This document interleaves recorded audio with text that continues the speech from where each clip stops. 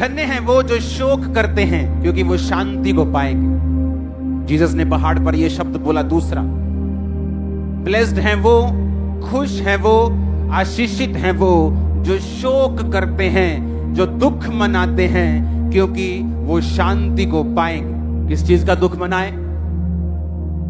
कि तुम्हारा बेटा तुम्हारी बात नहीं सुनता, इस चीज का दुख मनाए? क्योंकि जीसस ने कहा धन्य हैं वो, खुश रहेंगे वो, आशीषित हैं वो जो शोक करते हैं, जो दुख मनाते हैं क्योंकि वो शांति को पाएंगे। किस चीज का दुख मनाएंगे?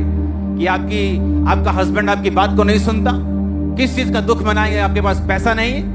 किस चीज का दुख मनाएंगे? वीजा नहीं लगा? नहीं, ये परमेश्वर इसके बारे में बात नहीं कर रहे। वो कह रहा है धन्य हैं वो जो शोक करते हैं। शोक इस बात का कि आज आप प्रार्थना करके नहीं आए, शोक इस बात का कि कल आपने बाइबल नहीं पढ़ी थी, शोक इस बात का कि अभी भी आप उस गुनाह में फंसे हुए हैं जिसमें आपको फंसा हुआ नहीं होना चाहिए।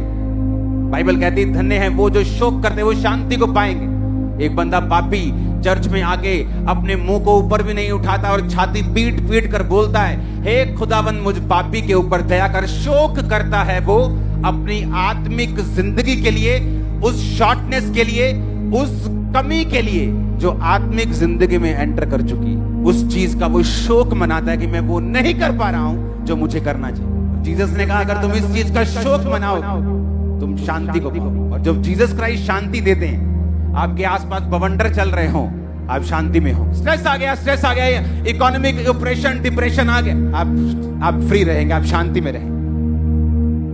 और कनाडा ने वीजा देना बंद कर दिया, आपका आ जाएगा, आप शांति में रहेंगे।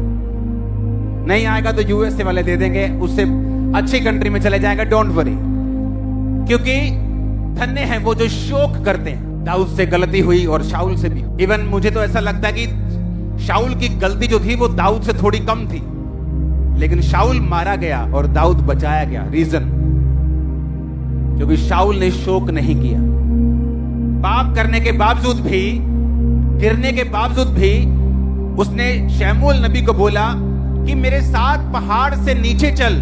जब उसने कहा कि तू रिजेक्ट हो चुका है, खुदा अब तेरे साथ नहीं, उसने घुटनों पे आके शोक नहीं किया कि हे खुदा के दास ऐसा मत बोल, मैं माफी मांगता हूं, मैं तौबा करता हूं, टाट ओढ़ता हूं, आज से खुदा जो बोलेगा वही करूंगा।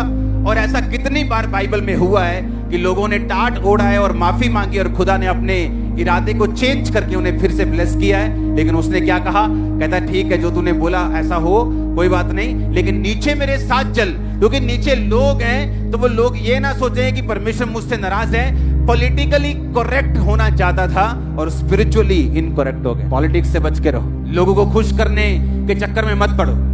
लोग क्या सोचते हैं? 20 से 30 साल की उम्र में बहुत टेंशन होती, लोग क्या सोचते हैं। जब 40 के पास बंदा पहुंचता है तो वो परवाह करना बंद करता है, लोग क्या सोचते हैं। जब वो 60 साल का होता है उसे ये मालूम होता है कि लोग तो कुछ सोच ही नहीं रहे थे, मैं ही लगा हुआ था, लोग क्या सोचेंगे। है नीचे चल मेरे साथ, लोग क्या कहेंगे। लोग क्या कहेंगे, लोग सबसे बड़ा रोग। धन्य हैं वो जो शोक करते हैं। शोक मनाओ जब तुम गिर जाओ, जब तुम पाप करो, जब क्रिश्चियन होके भी तुम अपने शादियों के रीति रिवाजों के सिरों के ऊपर वही उठाए फिरते हो जो दूसरे लोग उठाए फिरते हैं। शोक करो इस बात का, शर्म करो और दुख मनाओ इस बात का कि तुम वही रीति रिवाजों में हो जो दूसरे करते हैं। शोक करो, दुख मनाओ, इस चीज का आनंद मत मनाओ। यीशु ने कहा जो शोक करेंगे वो शांति को पाएंगे। दाऊद ने पाप किया और शोक किया। नातान नबी ने कहा अब जिस तरह तूने तलवार चलाई है तेरे घर पे तलवार चलेगी, जिस तरह तूने व्यभिचार की है तेरी लाइफ में बहुत सारी घटनाएं अब होंगी।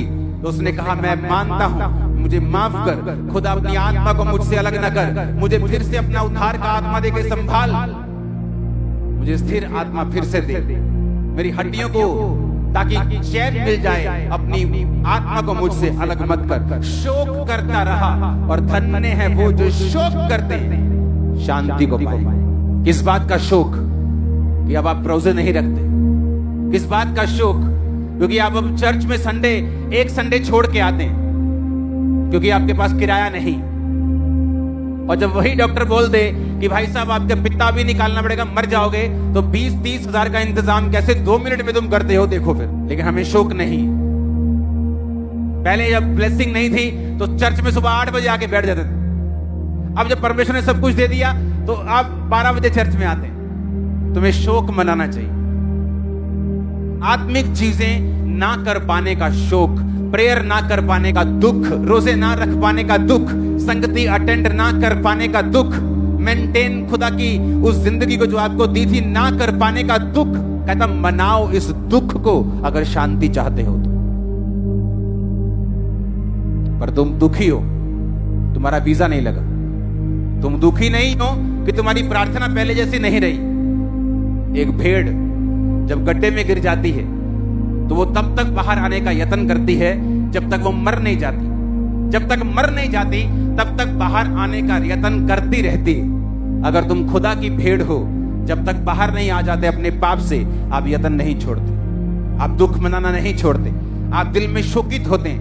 मैं क्यों उस लाइफ को, क्यों उस प्रेयर लाइफ को मेंटेन नहीं कर पा रहा हूं, क्यों उस चीज को कर नहीं पा रहा हूं। आपको शोक होना चाहिए। जीसस ने कहा अपने मुंह से, धन्य हैं वो जो दुख मनाते हैं क्योंकि वो शांति को पाएंगे। क्योंकि तुम्हें दुख है, तुम्हारा वीजा नहीं, तुम्हें दुख है हस्बैंड तुमसे बात नहीं करता, लेकिन तुम्हें इस बात का दुख नहीं है कि तुम्हें संडे चर्च गए कितनी देर हो गई। तुम्हें इस बात का दुख नहीं कि तुम हर संडे लेट आते हो। तुम्हें इस बात का दुख नहीं। और जब तुम्हें इस बात का दुख नहीं है तो इसीलिए शांति भी नहीं। धन्य हैं वो जो शोक करेंगे, क्या पाएंगे? हाय पास्टर जी शांति है नहीं कर, शोक करो तो शांति आ जाए। जीसस ने कहा दुख बनाओ आत्मिक चीजों के लिए तो शांति आ जाए। आमीन। ऊंचाई बरकत तुम्हारी।